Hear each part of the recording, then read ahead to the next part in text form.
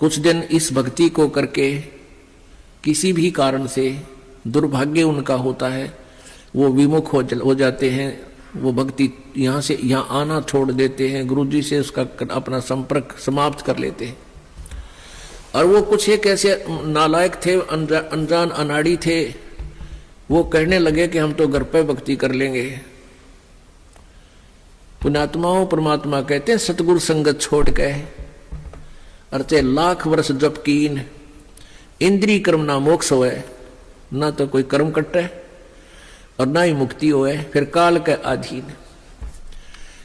पुण्यात्माओं हमें यहां से 21 ब्रह्मांड काल के और सात संग ब्रह्मांड इस परब्रह्म के, इनको पार करके जाना है।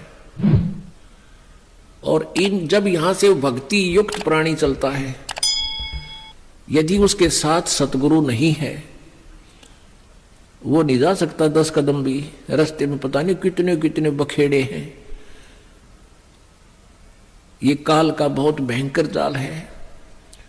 हमने उन्हीं रास्तों से जाना होता है जैसे हम शरीर में ही हमारे कमल बने हुए हैं।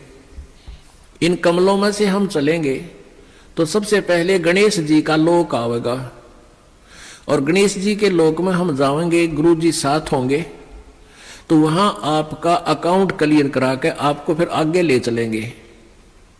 और यदि सतगुरु साथ नहीं है और आपकी पिछली पुण्य कमाई पिछली है और आप गुरुद्रोही बने नहीं, वैसे भक्ति छोड़ दी, आना बंद कर दिया, तो वो जो पिछले उस दौरान गुरु जी के संपर्क में रहने के दौरान जो तुमने भक्ति की, ये 7 मंत्र की या 2 मंत्र सतनाम की और सार नाम की, तो गणेश जी का जो जाप आपको दिया जाता है उन 7 प्रथम मंत्र में, उस मंत्र की कमाई से आप जी पहले गणेश जी के लोक में जाओगे। और वहां पर इतने नाच गाने डांस, बड़ी पता नहीं कितने हर तरह की, यानी आत्मा वहां जाती है तो उसका सूक्ष्म शरीर होता है, स्त्री जाती है तो स्त्री वाला ही होता है, पुरुष जाता है तो पुरुष वाला ही होता है। तो प्रत्येक लोक में जाते ही वहां हर तरह के नाचने गाने बकवाद, तो अकाउंट कराना तो भूल जाते हैं, उस रेस्टोरेंट में भ्रमित हो जाते हैं।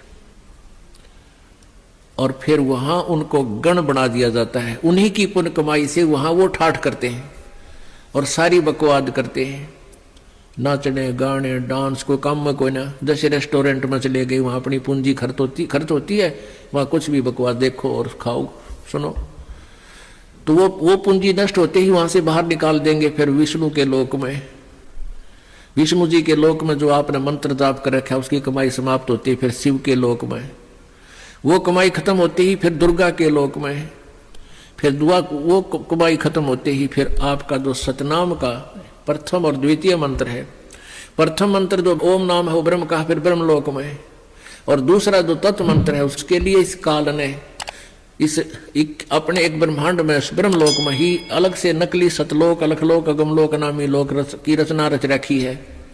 उस दूसरे मंत्र की जो सतनाम के अंदर जो 2 मंत्र हैं, उसकी कमाई से उसको ऊपर नकली सतलोक में छोड़ देते हैं। और जिसने तीसरे नाम का भी जाप कर रखा है उसके लिए काल ने वो आगे के अलखलोक और अगमलोक और बना रखे हैं नकली, उनमें पड़ा रहे। और जब इसका कत्ती सारा नाश हो ले भक्ति का, फिर नरक में ठोक देते हैं। यानी इस प्रोसीजर में हजारों युग बीत जाते हैं, उसको पता भी नहीं चलता त्रिगेला के विरान माटी हो रही है। तो सतगुरु कहते हैं शिव मंडल ब्रह्मापुरी चाहे विष्णु लोक में हो, अमरे गुण भूले नहीं तो आण छुटाऊं तो।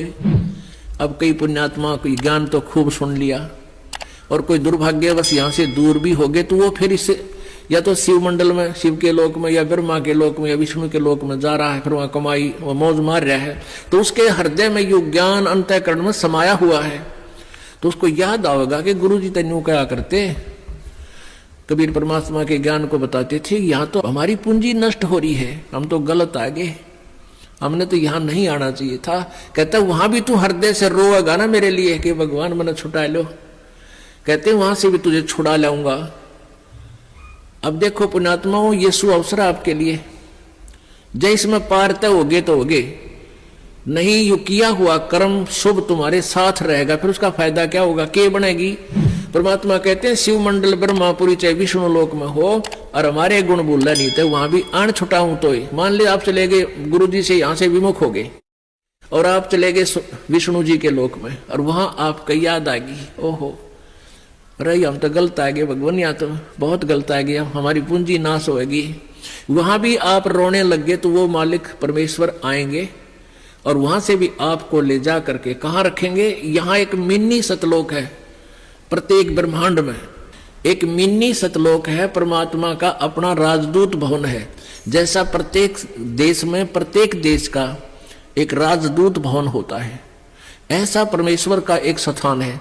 तो उन आत्माओं को जिनकी पूंजी व्यर्थ ना होने दी, जिन याद आ गई, उनको वहां से लेकर वहां रख देंगे अपने मिनी सतलोक में और बीज रूप में। और वहां परमात्मा के लोक में मिनी सतलोक में परमेश्वर की तरफ से सब आपको सुविधाएं आहार मिलेंगे, उससे आपकी पूंजी नष्ट नहीं होगी। उस वापस फिर उस पूंजी के आधार से आपको फिर पटकेगा परमात्मा सतयुग में। सतयुग में आप हजारों लाखों वर्ष जियोगे लेकिन साधना गलत करोगे, क्योंकि आप नीचे आने के बाद भगवान की गति नहीं मानते और जैसा भी काल ने भ्रमित कर रखा है वही साधना पर लगे रहोगे। लेकिन वो सुविधाएं वो सुख आपको होंगे पूर्व जन्म की कमाई से, भक्ति से। और आप सोच रहे होगे कि मैं जो भक्ति कर रहा हूं, ये साधना कर रहा हूं, मुझे इसी से सुख है। इस प्रकार सतयुग त्रेता द्वापर में आप अपने पुण्यों का नाश कर लोगे, कभी राजा बनोगे, कभी पृथ्वीपति बनोगे, कभी स्वर्ग में जाओगे और फिर आप कलयुग में होगे। और कलयुग में आपका मानव जन्म होगा, फिर यही प्रोसीजर फिर होगा आपको, फिर कभी आकर के हजारों लाखों युगों के बाद ये सुअवसर प्राप्त होगा। जो परमात्मा की शरण में नहीं रह पाए, अभी आपको बताया दो प्रकार भक्ति नाश होता है। एक तो परमात्मा से विमुख हो गए और उन्होंने अपने सभी मंत्रों की कमाई ऊपर ब्रह्मालोक, विष्णुलोक, शिवलोक, दुर्गालोक, ब्रह्मलोक और अलखलोक, अगमलोक में नकली में समाप्त कर दी। उसने तो कई लाख युगों के बाद फिर मनुष्य जीवन यहाँ पृथ्वी पाओगा और फिर सतयुग त्रेता द्वापर में जो शेष कमाई है वह खोएगा। फिर कलयुग में ही, किसी कलयुग में दाव लगे तो लगे इस समय जन्म होने का। एक दूसरा वो होगा जो परमात्मा याद आ गया विष्णु लोक में जाकर, उसको परमात्मा ले गए छुड़ा कर अपने रख लिया मिनी सतलोक में और वहां से फिर पटक दिया। तो वो भी सतयुग से जन्म लेता हुआ बीच में राजा चक्रवर्ती राजा पता नहीं के बन के अपने पुण्यों को बहुत को नष्ट फिर भी कर लेगा।